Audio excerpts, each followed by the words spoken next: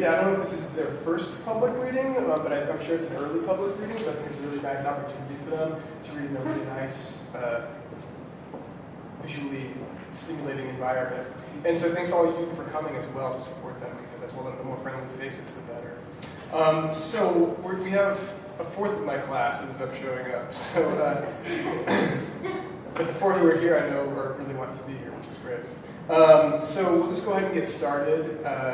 First up is Casey Gilbert, who has not succeeded in taking over the world, but she's having more luck with it than Pinky and the Brain ever did. So there's hope for her yet. So here's Casey Gilbert.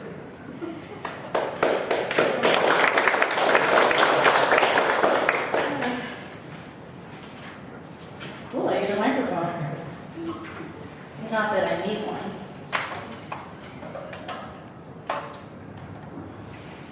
Awesome, I get to go first so I can set the bar nice and low for everybody else.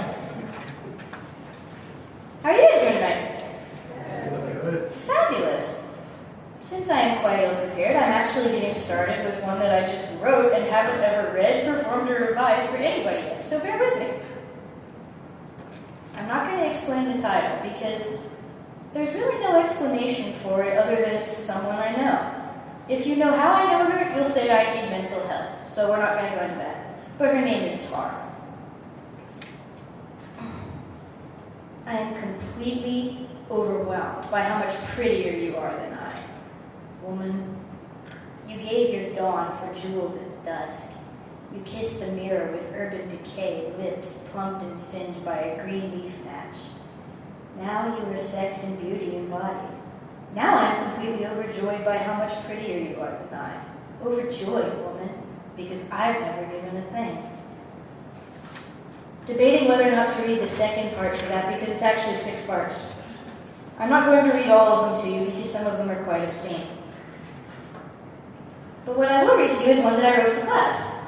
One which I still don't have a good title for, but I will say this. I am the only person I know with enough chutzpah to write a love poem to a classmate and turn it in for my workshop.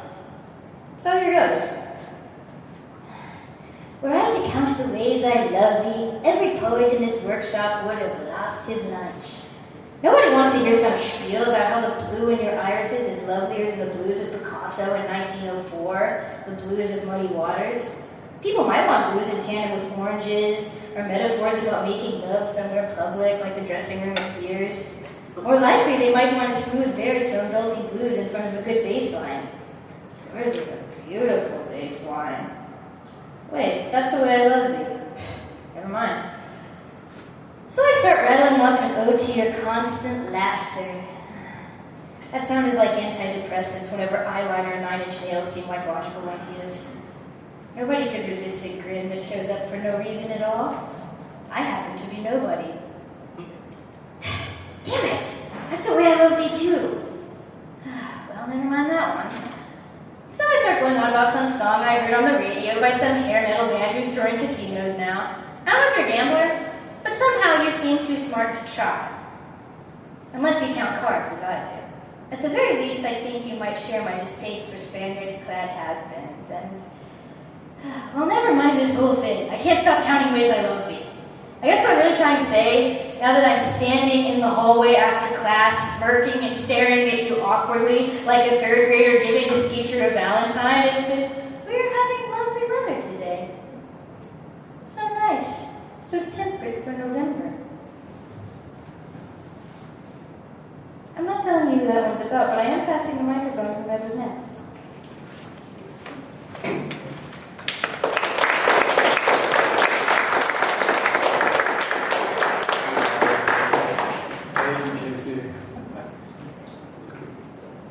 Okay. Next up is Leanne Blake, who is a senior English major with an emphasis in creative writing here at OSU.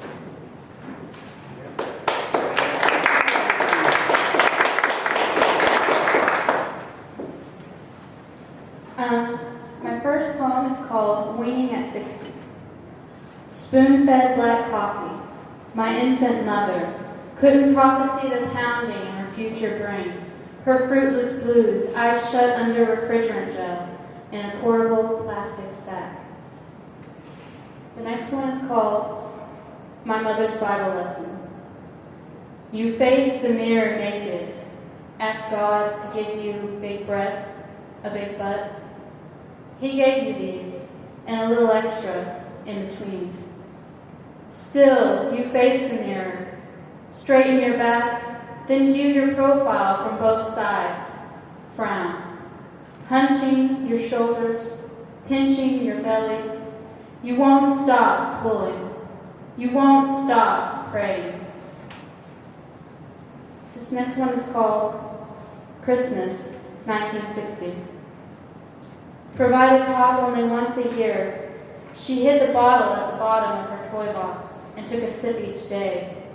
As the syrup grew flatter and hotter, she savored once, adding water, until it disappeared. This next one is called 1960, Kennebec, Oklahoma. Population 125. Rocks, toy cars driving, a stick-drawn road in the dirt. This next poem is called Face Down in the Sun.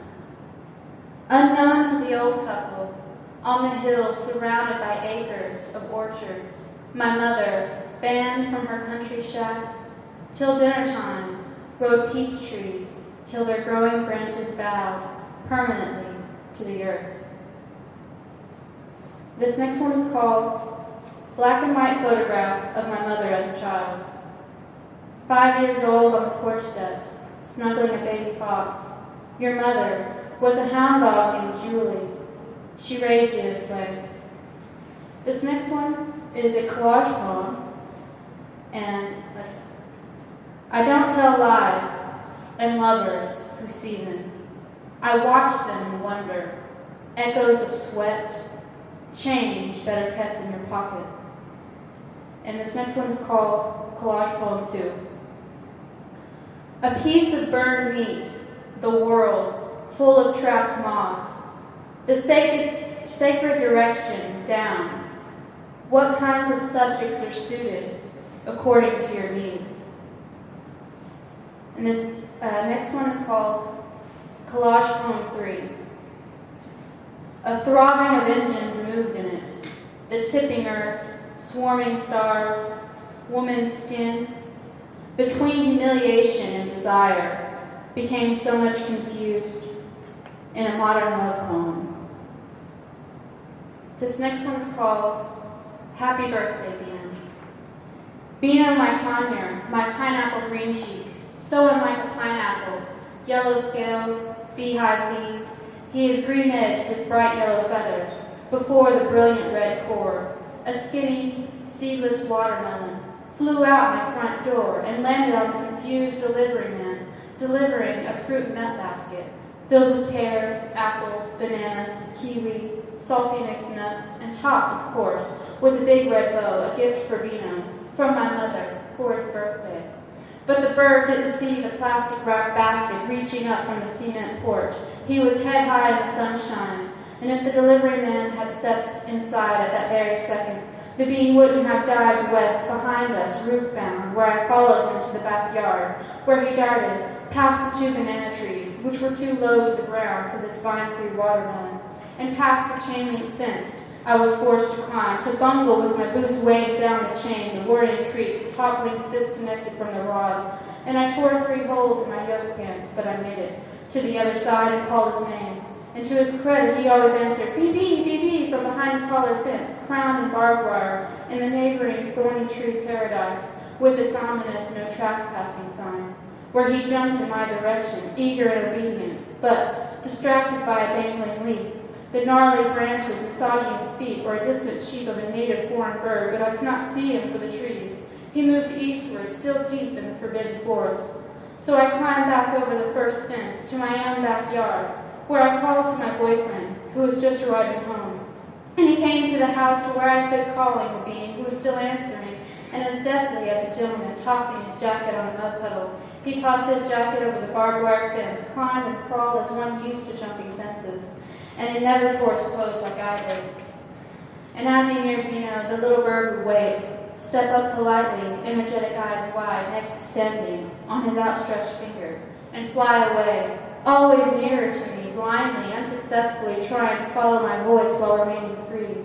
Bino stepped up several times, flew away as many, until finally, corralled in the backyard where we saw each other, through the branches of a thick bush, he flew to me, said, "Bee," and I cupped him in my palms, pressed him firmly and gently against my chest.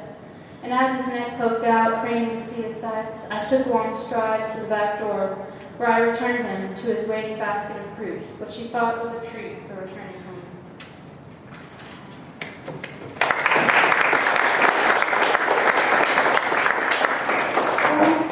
Thanks, Dan. All right, next up is David Chanel. And at age 27, David suffers from early onset midlife crisis. He bought a new car, started wearing strange clothes, packed up his bags, and moved to Oklahoma to study poetry. His biggest fear is being trapped in a gas station. Here's David.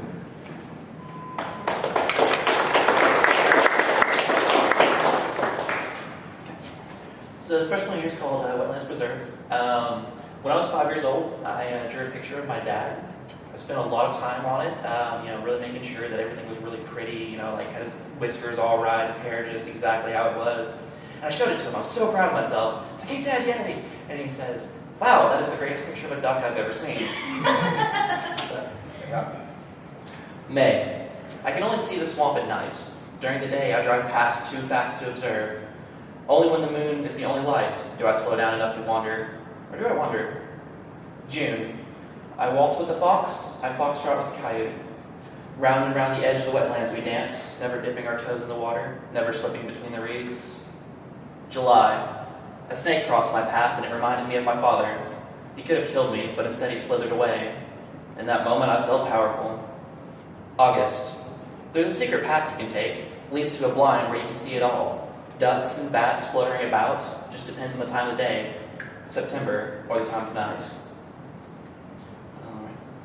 And this next one is called Many Infinities. And when you get to the end of a relationship, you kind of have these moments where instead of actually working on your problems, you just pick fights for no apparent reason.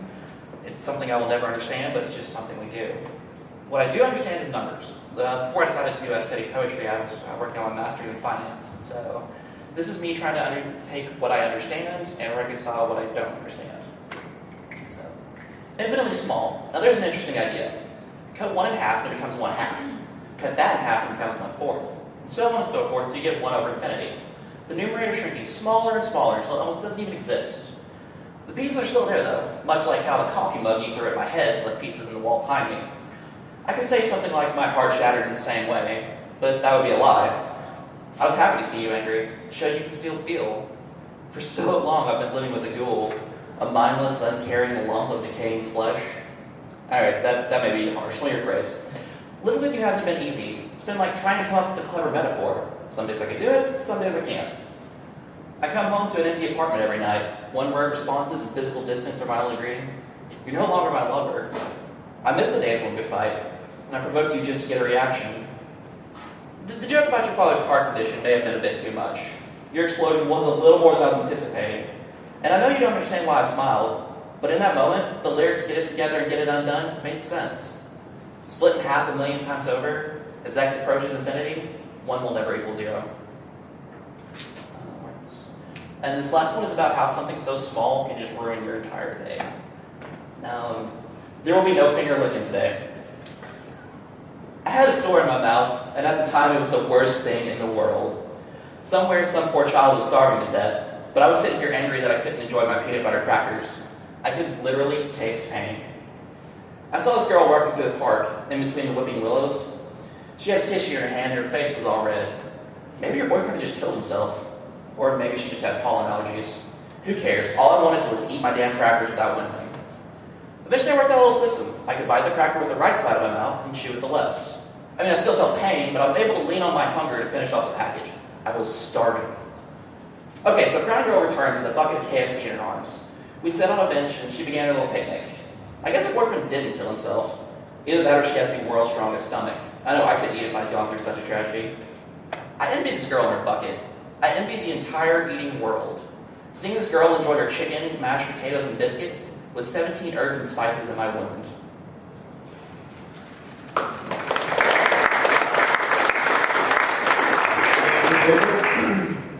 All right, and up last is Jordan Charlton, who is a disciple, a native Floridian, a lover of puns, cheese, and stand-up comedy. Also, Brady Bamer's best friend. Here's Jordan.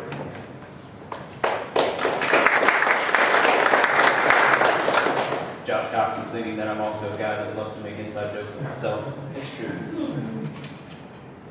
Alright, so the first one I'm going to start off with is a haiku. I didn't know where to start. Thought I'd start with the shortest. Called it Solstice. Traveling along aimlessly, the days of summer never end. No exit, send help. Thought it was really simple.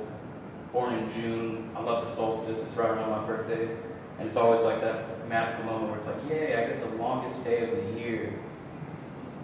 But it doesn't. I'm also very ironic, so I wrote this one, and I wanted to write it without any punctuation. It goes, it also doesn't have a title. It says, this doesn't have a title, period, or a rhyme scheme, period. It doesn't have punctuation either, period. Only words, period. On the surface, comma, it seems that it doesn't have any purpose, comma, neither do you, comma, but do you, question mark. I wrote this one a while back. It's called Grandpa's Old Revolver. I think it was about 6. And I'll just get into it. It says, even in my younger days, I never thought I would find it. When I found it, there was commotion. Apparently it was supposed to be hidden, and I suppose it was. In the closet, I never thought I would find it. In the past, I had heard, but never seen. I couldn't understand why everyone was frightened, and I was left without answers. Life and death. I never thought I would find it, but apparently this is where it held residence. It was in a brown leather bag, hidden behind old shoes and under some towels. And then the last one is like the most recent one. It's called Letters Written on Leaves. Dear Jim, it's December now, and I have to ask, how do you cope with growing old in this frigid climate with more than just 2 cups of tea daily? I'd always savor the honey which would accompany the scent of ginger in the tea you shared on mid-July mornings, sitting on your porch, sipping the scalding nectar of dried leaves and thyme. You chastised me about never holding the cup by its handle, and I'd make jokes about how your feet dangled from your seat, and you'd curl your toes to hide the dirt from your bare feet. I'm writing to tell you I'm hiding inside of an apple tree. The leaves are changing, becoming more scarce as the days pass, still no one notices. I fear the harsh climate of growing old drawing near. I hope for spring to bring life and purpose renewed. Please write back soon.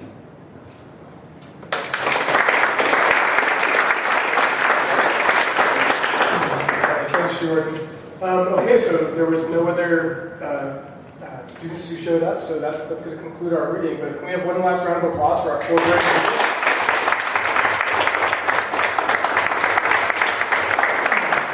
All right, and thanks again so much for coming. If you haven't checked this museum out yet, please do. It's an amazing resource. It's Richard Tuttle, a really fascinating visual artist, is coming and having an installation here in January, right? Late January or February?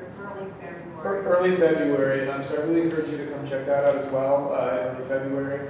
Are there any announcements, Carrie or Aletta? I don't think so. We have a couple of student opportunity sheets right in the art lab. So if anybody's interested in volunteering opportunities or exhibitions, just grab some information on your way out, or you can talk to either art lab or myself. Okay. Great. Well, thank you all so much. Have a good night and a good break.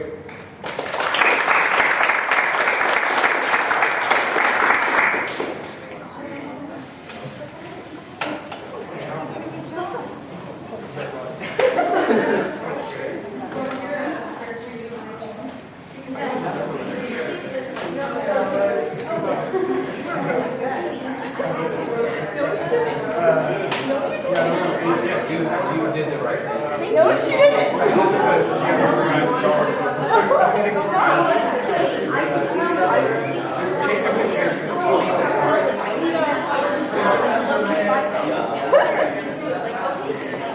Yeah.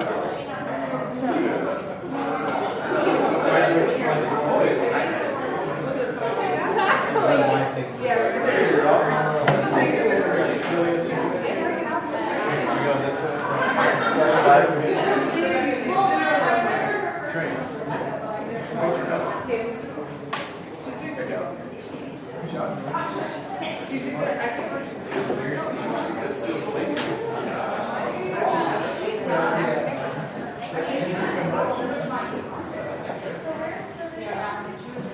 going to see me within like a couple weeks.